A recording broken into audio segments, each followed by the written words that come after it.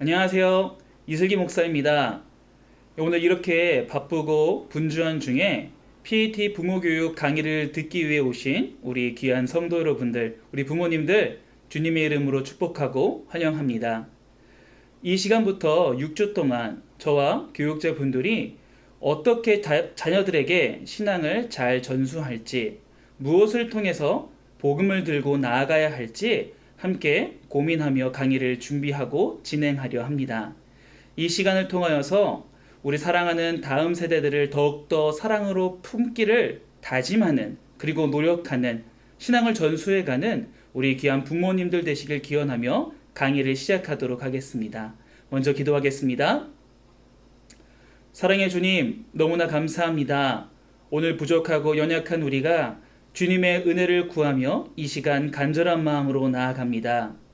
우리 사랑하는 다음 세대들에게 하나님의 귀한 말씀과 하나님께서 허락하신 은혜와 신앙을 전수하고 가르치고 보이길 원하오니, 하나님 아버지, 이 시간 더욱더 고민하는 부모가 되게 하여 주시옵고, 사랑하는 자녀들을 더욱더 사랑하기로 다짐하는 우리 귀한 부모가 될 수 있도록 인도해 주시옵고 이끌어 주시옵소서. 비록 함께 모여 강의를 진행하지는 못하지만 이렇게 온라인을 통해서라도 강의를 진행하게 주심 너무나 감사합니다. 더욱더 집중하는 시간 되게 하여 주시옵고, 하나님의 은혜를 구하며 간절한 마음으로 구하며 함께 나아가는 시간 될 수 있도록 도와주시옵소서. 예수님의 이름으로 기도드립니다. 아멘. 네, 다시 한번 환영합니다. 이 시간 저희가 처음부터 강의를 진행하려고 하는데요. 먼저 저희 교회에서 진행되고 있는 PAT가 얼마나 귀한 것인지, 왜 우리가 부모가 교사로서 바로 서야 되는지 먼저 그것부터 함께 나누며 시작하도록 하겠습니다. 저희 교회는 PAT라는 귀한 가치를 품고 다음 세대 교육에 힘쓰고 있습니다. Parents as Teacher라는 뜻의 약자인데, 바로 신앙교육의 주체가 누구라는 것입니까? 부모라는 것입니다. 부모는 단순히 자녀를 낳은 것에서 멈추는 것이 아니라, 교회에 신앙교육을 맡기는 것이 아니라 신앙교육의 주체로서 서야 할 것입니다. 그 이유가 무엇이냐? 바로 첫 번째, 하나님의 명령이기 때문입니다. 함께 신명기 말씀 6장 7절로 9절 말씀을 함께 읽어보도록 하겠습니다. 내 자녀에게 부지런히 가르치며 집에 앉았을 때에든지 길을 갈 때에든지 누워있을 때에든지 일어날 때에든지 이 말씀을 강론할 것이며, 너는 또 그것을 내 손목에 메어 기호를 삼으며 내 미간에 붙여 표로 삼고 또 내 집 문설주와 바깥문에 기록할지니라. 아멘. 하나님께서는 저희들에게 귀한 자녀를 허락해 주셨습니다. 그리고 믿음과 신앙이라는 귀한 가치를, 선물을 저희들에게 허락해 주셨습니다. 또 하나 하나님께서 저희들에게 원하시는 모습이 있으니 무엇이냐? 그 귀한 은혜와 신앙과 믿음, 그것을 우리 다음 세대들에게 가르치고 전수하길 원하신다는 것입니다. 우리 부모들은 자녀들에게 부지런히 하나님의 말씀을 가르쳐야만 할 것입니다. 집에 있든지, 그리고 어디에 있든지, 길에 있든지 다른 장소에 있든지 최선을 다하여서 우리의 신앙을 전수하기에 노력하고 하나님 말씀을 가르치기 위해 노력해야 됩니다. 이것이 바로 하나님께서 명령하신 일이기 때문입니다. 두 번째로, 신앙교육의 주체로서 부모가 서야 되는 것은 관계적인 문제 때문입니다. 여러분, 아이가 먼저 태어나게 되면 가장 먼저 만나게 되는 사람이 누구겠습니까? 당연히 의사 선생님이겠지만 그걸 제가 묻는 건 아닙니다. 관계를 처음으로 맺게 되는 존재가 누구냐라는 것입니다.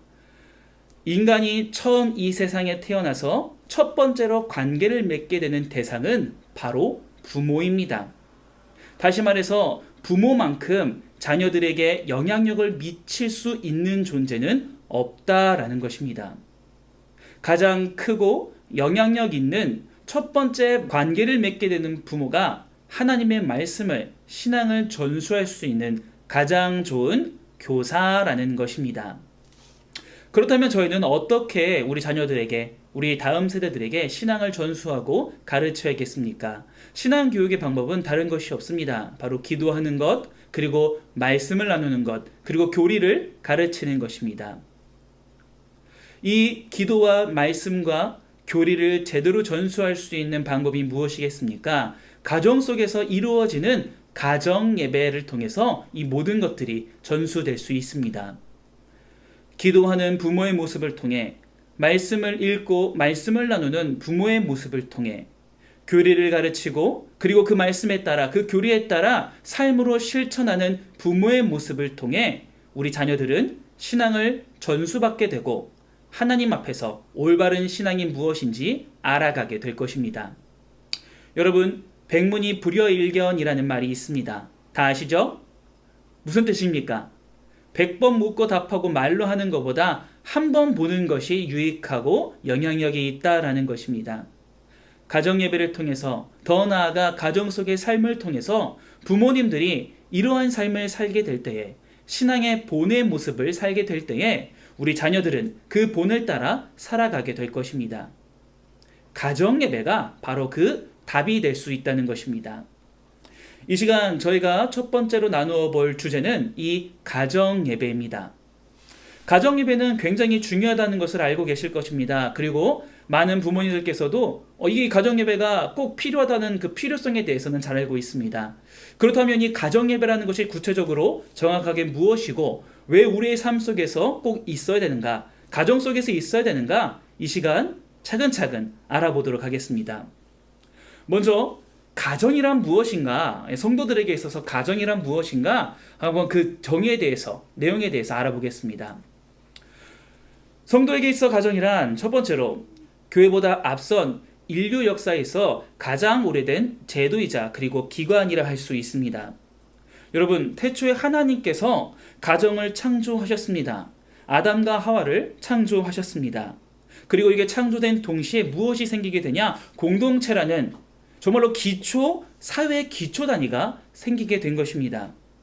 이것은 인간이 필요로 하여서 만든 것이 아닌 하나님께서 창조하신 그러한 공동체입니다. 무슨 뜻이겠습니까? 인간이 판단하기에 가장 기초적으로 있어야 된다라고 판단되어지는 것이 아닌 하나님께서 생각하시는 가장 기초적인 사회 내의 공동체라는 것입니다. 두 번째로, 가정은 교회 안의 작은 교회입니다. 하나님의 말씀을 나누는 가장 기초 단위는 교회가 아닙니다. 바로 가정이라 할 수 있습니다. 가정에서부터 하나님 말씀이 나누어지는 시작이 이루어져야 되고, 그리고 그 유익들을 누릴 수 있어야 됩니다. 가정의 구성원들은 말씀을 나눔으로, 하나님을 알아감으로 가정 속에서 먼저 하나님 경외하는 삶을 살고 알아갈 수 있어야 된다는 것입니다. 세 번째로, 이 가정이라는 것은 언약으로 이루어지는 공동체입니다. 성경에서 말하는 가정이라는 것은 단순히 혈연으로 맺어진 관계가 아닙니다. 성경에서 말하는 가정이란 그 집에 살고 있는 모든 종들과 거류민들까지 한 가정이라고 말하고 있습니다. 무슨 뜻입니까? 가정의 범위는 언약을 기준으로 하여 언약의 기준하에 이해해야 된다는 것입니다. 언약의 말씀이 미치는 곳이 가정의 경계라는 거죠. 성도에게 있어 가정이라는 것은 이처럼 하나님께서 주신 선물입니다. 그리고 교회를 구성하는 작은 교회이고, 이 세상에 말하고 중요하게 따지는 혈연으로 맺어진 것이 아닌 철저하게 사랑의 언약의 공동체가 바로 가정입니다. 그렇게 이러한 가정에서 하나님을 경외하는 모습, 하나님을 기념하는 모습, 하나님을 고백하는 이러한 예배라는 행위의 모습은 억지로 나타나고 노력해야 되는 모습이 아닌 자연스럽고 당연한 반응이라는 것입니다. 두 번째, 그렇다면 가정 예배, 그 중에서도 예배라는 것은 무엇을 의미하는 것입니까? 먼저 예배의 사전적인 의미부터 알아보도록 하겠습니다. 예배의 사전적인 의미는 히브리어로 아바드라고 말을 합니다.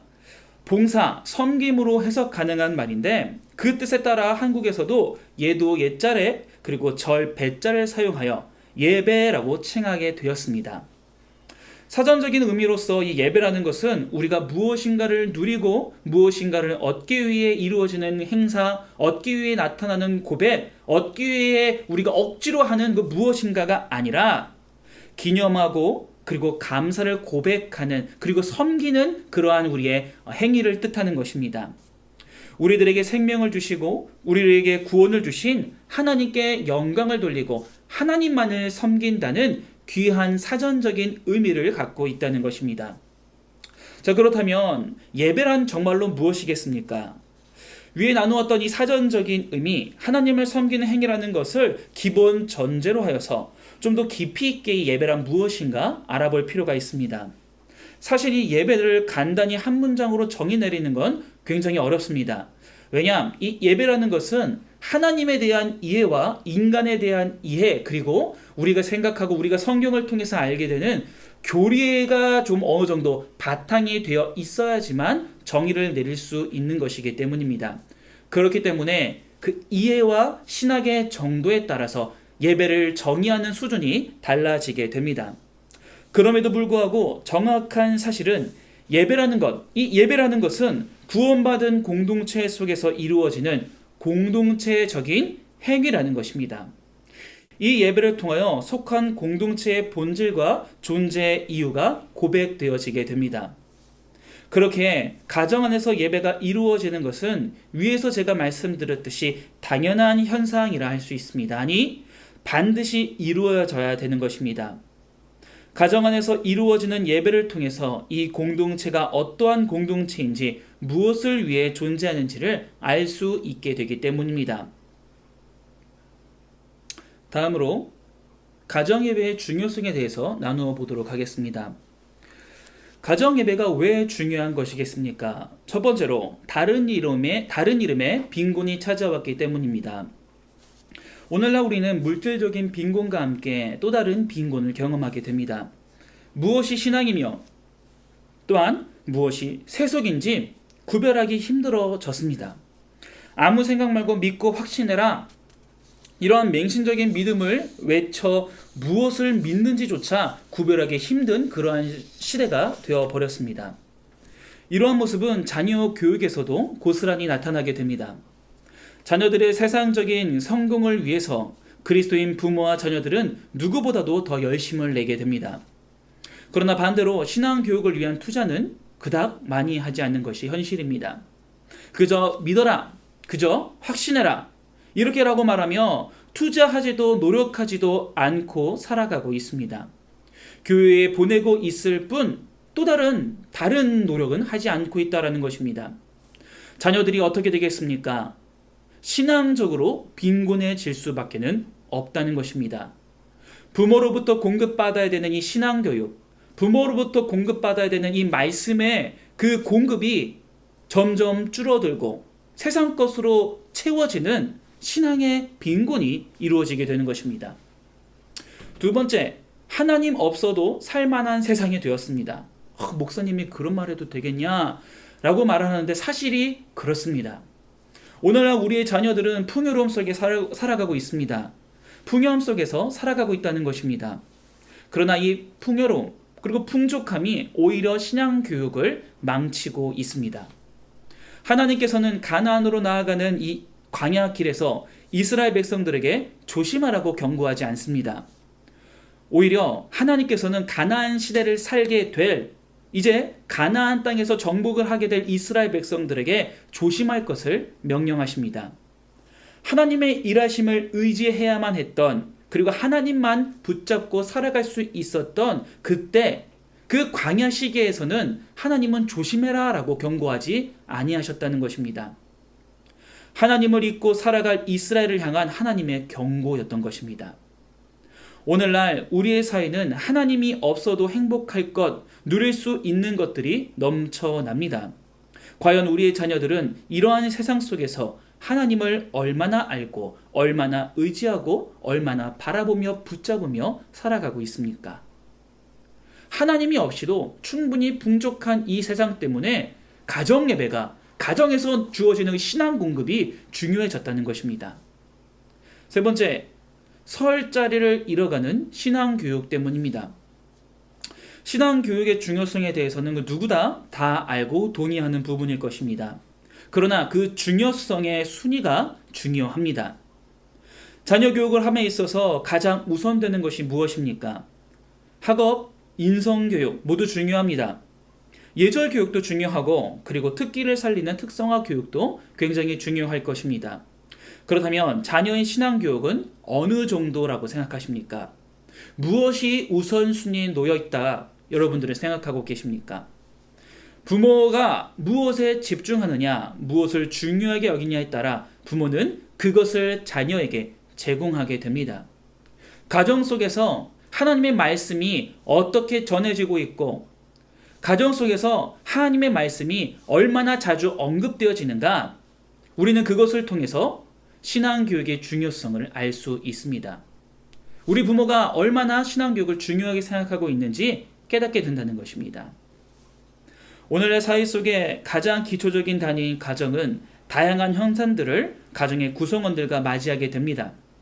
풍요와 다양한 서비스들, 교육들, 이념들, 그리고 사회 현상들, 이러한 급박하고 다양해지는 상황 속에서 신앙으로, 믿음으로 가정을 지키기 위해서는 부모의 믿음과 결단이 필요할 것입니다. 그리고 그것이 자녀들에게 반드시 전해져야만 될 것입니다. 그렇다면 무엇을 통하여 이것을 전할 수 있겠습니까? 무엇을 통하여 정말 부모가, 우리 부모님이 우리들에게 신앙을 전수해 주려고 노력하는구나, 이것을 깨달을 수 있겠습니까? 바로 가정 예배 시간이 필요하다라는 것입니다. 그렇다면 성경에서 이 가정 예배를, 가정 속에서 말씀이 나누어지는 것을 어떻게 이야기하고 있는지 먼저 말씀을 보도록 하겠습니다. 한 구절 한 구절 찾지는 못하고 이 대표적인 인물들에 대해서만 나누어 보도록 할게요. 먼저 아브라함입니다. 아브라함이 이삭을 제물로 바치는 길, 이삭은 아브라함의 이상한 모습을 발견합니다. 다 아실 것입니다. 제사에 필요한 불과 나무는 있지만 뭐가 없다고 말하냐? 번제할 어린 양이 없다라고 부모인 아브라함에게 지적을 합니다. 그리고 그것을 아브라함에게 또박또박 얘기하는 것을 저희는 말씀을 통해 알고 있습니다. 여러분, 저희는 이 아브라함에만 집중을 했었는데 이삭에게 조금 집중하는 시간이 필요할 것 같습니다. 여기서는 과연 이삭이 어떻게 이러한 자세한 내용을 알 수 있었겠습니까?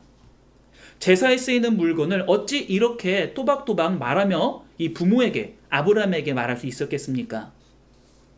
이삭이 이를 알았던 것은 하나님께 드리는 제사, 예배에 익숙하였을 것이기 때문입니다. 아브라함이 이삭과 함께 열심을 다하여서 그 가정 내에서, 그 부족 안에서 예배를, 제사를 드렸다는 것을 저희는 알 수 있고 예상할 수 있고 추론할 수 있습니다. 다음 모세입니다. 가정마다 자녀를 가르치도록 명한 이 성경 본문으로 가장 잘 알려진 구절은 신명기 6장 4절에서 7절 말씀일 것입니다. 부모는 어떠한 방법, 상황이든지 어떻게 해야 됩니까? 자녀들에게 말씀을 가르쳐야 됩니다.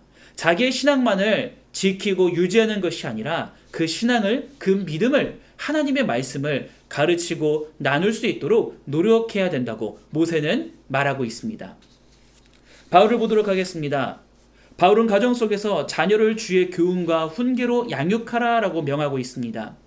이러한 양육은 어느 정도의 규칙성과 그리고 형식의 그 의도, 제도가 없다면 이루어질 수 없는 그러한 교육입니다. 가정 예배가 곧 이러한 양육의 역할을 담당하였을 것입니다. 가정 예배를 통해 나누게 되는 하나님의 말씀으로, 이 말씀을 통해 증거되는 주의 교훈과 훈계로 양육이 이루어지게 된다는 것입니다. 다음 베드로입니다. 베드로는 베드로전서 3장 7절에 교회 장로들만이 아니라 모든 그리스도인 남편이 가정 예배를 실천할 것을 전제하고 있습니다. 그는 기도가 막히지 아니하기 위하여 아내와 함께 동거하고 섬기라라고 말하는데, 여기서 말하고 있는 이 기도라는 것이 무엇이냐? 바로 부부가 함께 기도를 한다라는 것을 뜻하고 있습니다. 베드로에게 있어서 남편과 아내 관계는 기도가 전제되어 있다는 것입니다. 함께 모여 한 자리에서 기도하는 그러한 모임이 전제되어 있다는 것입니다. 사실 이 성경에서 직접적으로 가정예배를 드려라, 가정예배는 이렇다 라고 저희들에게 소개해주고 있지는 않습니다. 그러나 직접적으로 또한 간접적으로 가정에서 이루어지는 예배, 나눔의 모습들이 있음을 소개해주고 있고 알려주고 있습니다. 이처럼 가정 예배는 직접적인 하나님의 계명은 아니겠지만 항상 하나님을 기념하고 항상 하나님을 섬겨야 하는 그리스도인들의 가정 속에서 나타나는 당연한 반응이라는 것을 저희는 성경 곳곳을 통해서 발견할 수 있습니다. 그렇다면 이 가정 예배는 어떻게 이루어지는 것이겠습니까? 가정 예배의 기본 요소에 대해서 알아보도록 하겠습니다. 가정 예배의 구성은 다음과 같이 정리할 수 있습니다. 읽고 기도하고 찬송하라. 간단하죠? 다시 한번 보도록 하겠습니다. 읽고 기도하고 찬송하라. 하나님의 말씀을 읽고 그리고 가족과 함께 기도하고 그리고 함께 찬양하며 하나님께 영광 돌리는 것이 바로 가정 예배의 기본적인 구성입니다. 먼저 성경 읽기에 대해서 보도록 하겠습니다. 가족과 함께 통독하는 것이 가장 좋은 방법일 것입니다. 저희 교회는 날마다 솟는 샘물을 통해 혹은 교회 학교에서 제공하고 있는 함께 나누고 있는 큐티 교재를 통해서 본문이 주어지게 됩니다. 자녀의 연령에 따라 부분적으로 함께 읽으셔도 좋고 모두 함께 읽으셔도 좋을 것 같습니다.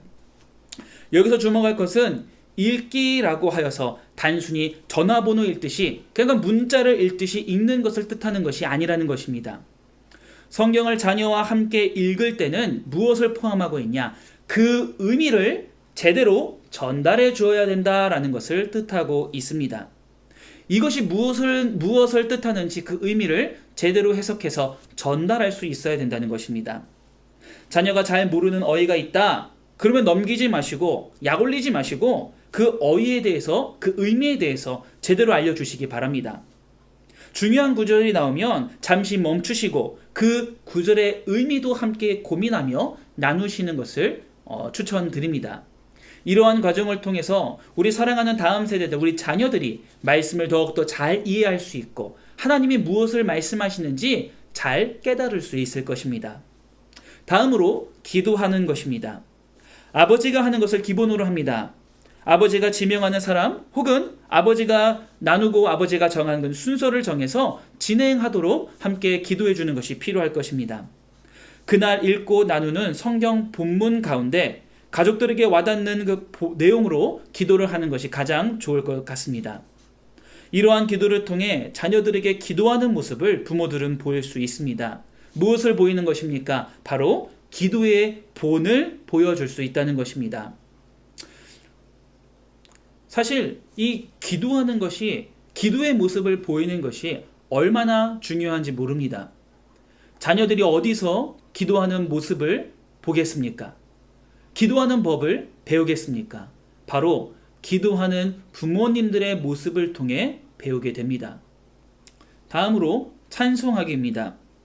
찬송의 기본에 충실하길 바랍니다. 찬송은 하나님께 영광을 돌리는 것입니다. 고백하는 것입니다. 어떠한 찬양을 부르냐는 사실 그렇게 중요한 것이 아닙니다. 새로운 찬양을 도전하는 것도 좋고 익숙한 찬양을 반복적으로 부르시는 것도 좋습니다. 오히려 연령이 낮은 그러한 자녀인 경우에는 익숙한 찬양을 계속해서 부르는 것을 추천드립니다. 어떤 찬송, 어떤 찬양을 하든지 하나님께 영광을 돌린다는 그 마인드, 하나님께 집중한다는 그 자세가, 그 태도가 굉장히 중요합니다. 그 마음에, 그 태도에 집중해서 감사하는 마음으로 찬송하고 찬양하는 그러한 시간을 갖길 추천드립니다. 여기까지가 가정 예배의 기본적인 요소이고 추가적으로 여러 가지 다양한 활동을 할 수 있을 것입니다. 예를 들어서 이 교리 교육을 한다든지 또한 성경을 암송한다든지 더 나아가서 신앙 서적을 함께 나누고 함께 독서 모임을 갖는다는 등 여러 가지 다양한 모습들과 다양한 이부 활동을 할 수 있으니까 가정에 따라서 좀 맞춰서 준비하시면 좋을 것 같습니다. 다음 가정 예배 때 가정 예배 진행 시에 주의할 점에 대해서 나누어 보겠습니다. 첫 번째 정말로 중요합니다. 짧게 해야 합니다. 짧게. 가정 예배 시간은 평균 10분 정도면 충분하다고 합니다. 몇 분입니까? 10분. 그렇게 오래 할 필요가 없습니다. 우리 거룩하신 부모님들께서 간혹 어떻게 가정 예배를 10분 만에 짧게만 할 수 있겠느냐라고 말씀하시며 대예배처럼 우리 장년부 예배처럼 길게 끌고 가려고 하시는데 그러한 노력은 우리 부모님들도 힘들고 자녀들도 굉장히 어렵습니다. 사실 이 10분보다 5분보다 더 짧아도 상관없습니다. 상황에 따라 시간이 길어질 수는 있을 것입니다. 뭐 질문을 한다던가 성경 본문에 아까 그 성경 읽었을 때처럼 그 내용들을 자세히 설명해 주다 보면은 시간이 길어질 수 있을 겁니다. 그러한 경우가 아닌 이상 아이들이 지치지 않는 선에서 짧게 가정 예배가 맞춰질 수 있도록 노력해 주시면 감사하겠습니다. 부모 홀로 은혜를 받아서 가정 예배 시간이 늘어지는 것은 절대로 금해야 할 것입니다. 부모 입장에서만 생각하지 마시고 우리 자녀들 입장에서 이 가정 예배를 좀 바라봐 주시면 좋을 것 같습니다. 두 번째로 꾸준히 해라라는 것입니다. 꾸준히 해야 됩니다. 가정 예배는 최대한 노력해서 꾸준히 진행하는 것이 좋습니다. 정해진 시간에 매일매일 반복적으로 이루어지는 것이 가장 좋습니다. 그러나 융통성을 발휘하는 것도 괜찮습니다. 이 융통성을 발휘해서 때에 따라 상황에 따라 수정해서 시간을 바꾸어서 장소를 옮겨서 드리는 것도 괜찮다라는 것입니다. 중요한 것은 무엇입니까? 매일매일 가족이 함께 말씀을 나누는 것입니다. 중요한 것은 매일매일 가족이 함께 기도하는 것이고 함께 찬양하며 하나님께 영광 높이는 것입니다. 그렇게 꼭 대면하여 예배를 드리지 않아도 괜찮습니다. 출장이나 타 지역에 있는 상황이 일어나게 되면은 핸드폰을 통해서 통화를 통해서 혹은 온라인으로 그렇게 좀 비대면으로 예배를 진행해도 상관없다는 것입니다. 오히려 이렇게까지 해서 예배 드리려고 하는 우리 부모님의 모습을 통해 자녀들에게 큰 도전을 줄 수 있을 수도 있습니다. 하나님께서는 집집마다 예배 드리는 것을 원하십니다. 집집마다 하나님께 영광 높이는 귀한 예배를 받기에 합당하신 분이 바로 하나님이십니다. 위의 내용대로 꾸준히 예배하며 하나님께 예배하는 가정이 되었으면 좋겠습니다. 다음으로 상황별 가정 예배 진행에 대해서 나누어 보도록 하겠습니다. 먼저 남편이 그리스도인이 아닌 경우입니다. 사실 남편이 그리스도인이 아닌 경우에 대해서 성경은 특별한 이야기를 하고 있지 않습니다. 방법을 말하고 있지 않습니다. 그러나 이때 아내는 결코 남편을 쉽게 포기해서는 안 될 것입니다. 또는 너는 우리는 우리, 예배하는 우리만 귀한 공동체야. 이렇게 편을 나누어서 따로따로 예배를 드리는 것도 결코 좋지 않은 방법입니다.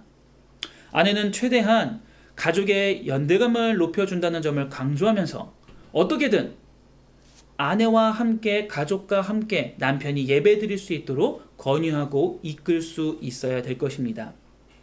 이러한 권유에 함께 한다면 좋지만 만약에 남편이 거부할 때는 억지로 참여시키지 말아주시기 바랍니다.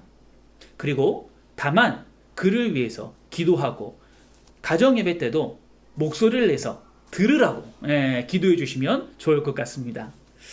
오히려 그러한 노력이 억지로 가정 예배로 앉히려고 하는 그러한 노력이 가정 예배를 수행하는 방식이나 노력의 반감을 조장할 수 있습니다. 그리고 더하여서 자녀에게 아버지에 대한 적의를 품게 하지 않도록 조심해야 할 것입니다. 두 번째 경우, 남편이 부재할 경우입니다.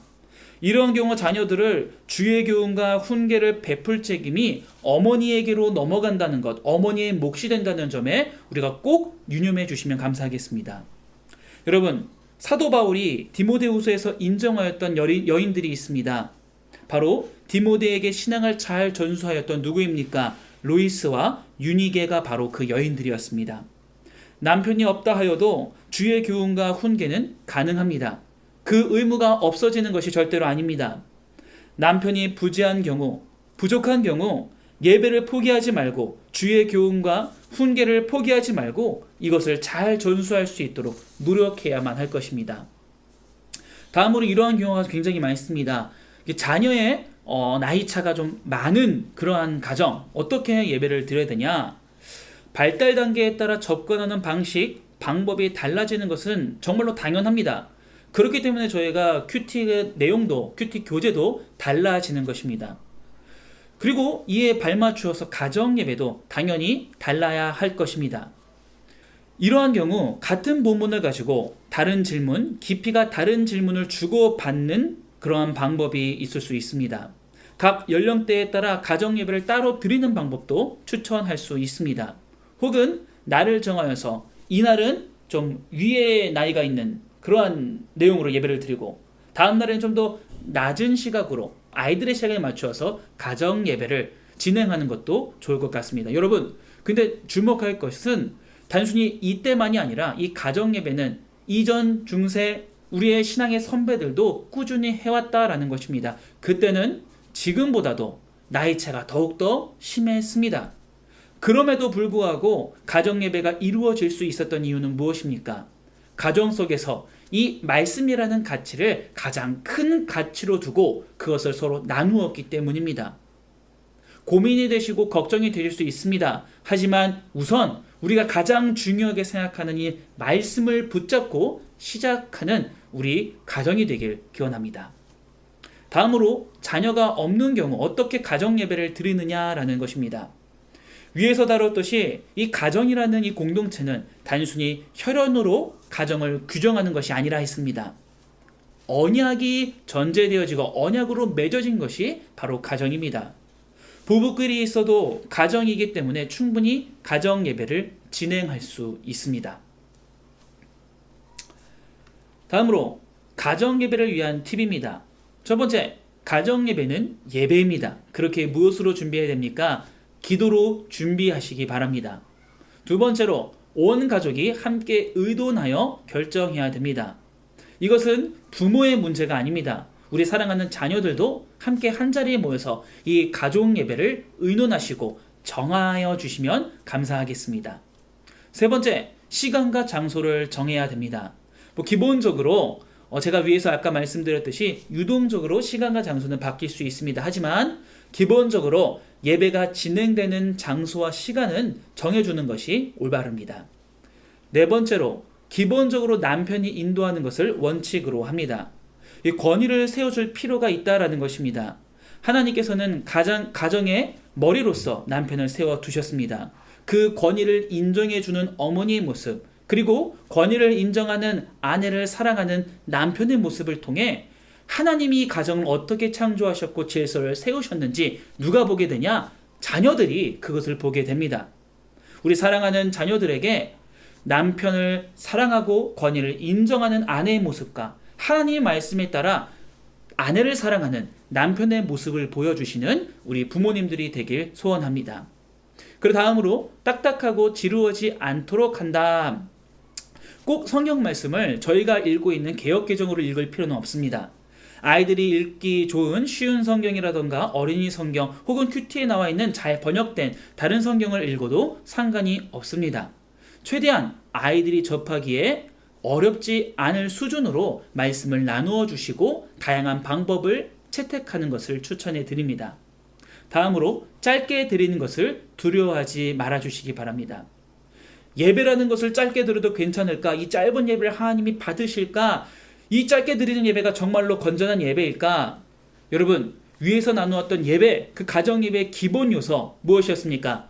말씀을 읽고 함께 기도하고 찬양하는 것. 이것만 지켜진다면 하나님께서 분명 기뻐 받으실 가정 예배라는 것을 유념하시고 짧은 시간 가정 예배를 했다 해서 좀 힘들어하지 않으셨으면 좋겠습니다. 다음으로, 성경을 읽고 자녀에게도 도전하고 질문을 던져주시면 좋겠습니다. 단순하게 우리가 수학책을 보고 그리고 문제를 풀고 국어책을 읽고 이해하고 넘어서 이 내용이 어떻게 삶 속에 적용되고 나타나야 되는지 그 삶의 모습을 알려주시고 또한 도전해주시는 우리 부모님이 되었으면 좋겠습니다. 가장 좋은 것은 우리 부모님이 그 말씀대로의 삶을 살아가시는 것입니다. 우리 부모님들께서 사셨던 이 말씀대로 행하셨던 모습들을 꺼내시고 그리고 다시 한번 말씀해 주시고 소개시켜 주시면서 우리 자녀들이 그러한 삶을 살 수 있도록 옆에서 도전해 주시면 참 좋을 것 같습니다. 그리고 마지막으로 자녀의 질문에 당황하지 말라. 당연한 겁니다. 궁금하면 물어봐야 되는 거지 않습니까? 예. 우리 부모님들, 선생님들한테 궁금한 거 있으면 당연히 물어보라고 하면서 우리 자녀들이 부모님들한테 물어보면 다음에 말하겠다고 막 이거 몰라도 되는 거라고 가서 목사님한테 물어보라고 전도사님한테 물어보라고 그러시면 안 됩니다. 사실 저도 우리 예찬이라는 아이가 제 자녀가 스티반 집사님이 뭐냐고 물어봤을 때 전도사님한테 가서 물어보라고 얘기를 했었습니다. 그때 제 기억으로는 제가 무언가 되게 바빴어요. 여튼 자녀가 성경에 대해서 이 성경 지식에 대해서 물어본 것이 있다면 최대한 저희가 아는 선에서 소개해 주는 것이 필요할 것 같습니다.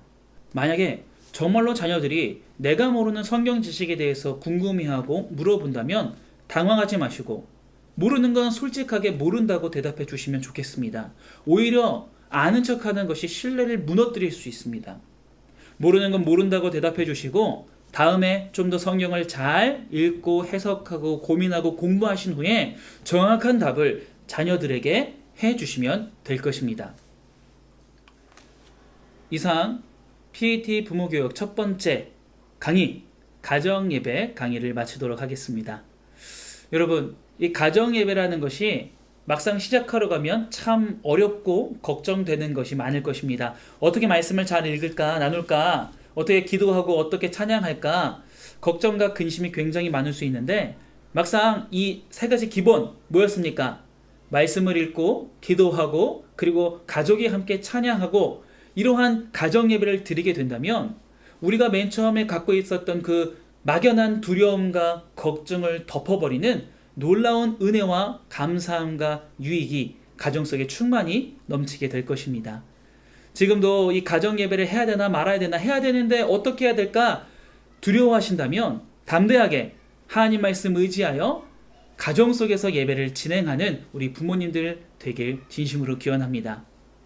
여러분들이 가정 속에서 우리 사랑하는 자녀들과 함께 말씀을 나누고 기도하고 그리고 찬양할 때에 하나님께서 여러분들의 가정 속에 놀라운 은혜와 유익을 넘치도록 부어주실 것입니다. 앞으로도 이어질 PAT 부모 교육에 최선을 다해 참여해 주시는 우리 부모 여러분들을 되길 다시 한번 기원하고 부탁드리겠습니다. 그리고 한 가지 과제가 있습니다. 오늘 이 가정예배 강의를 들으시고 우리 부모님들 가정 속에서 직접 말씀을 나누어 보시면 좋을 것 같습니다. 가정 속에서 말씀을 읽는 장면이나 기도하는 모습, 그 찬양하는 모습 어떤 장면도 괜찮습니다. 직접 가정 속에서 말씀과 그리고 찬양과 기도가 이루어졌다는 것을 사진으로 찍어서 저희들에게 보내주시면 좋을 것 같습니다. 꼭 보내주시면 감사하겠습니다. 그럼 이상 기도하고 마치도록 하겠습니다.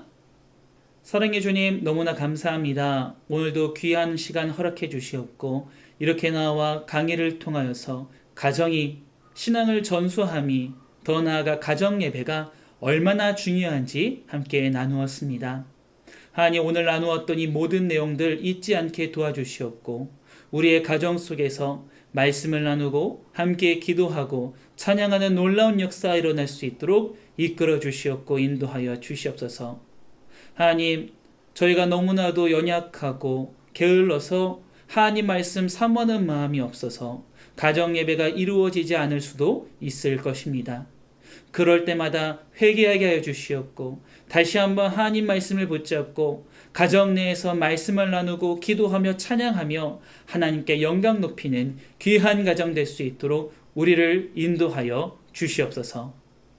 가정 예배를 통하여 우리 부모가 말씀을 사모하고 기도하며 찬양하는 본을 보이기를 원합니다.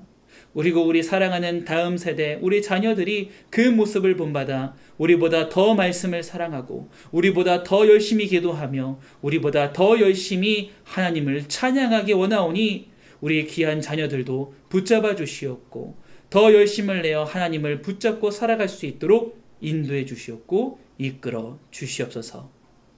예수님의 이름으로 기도드립니다. 아멘.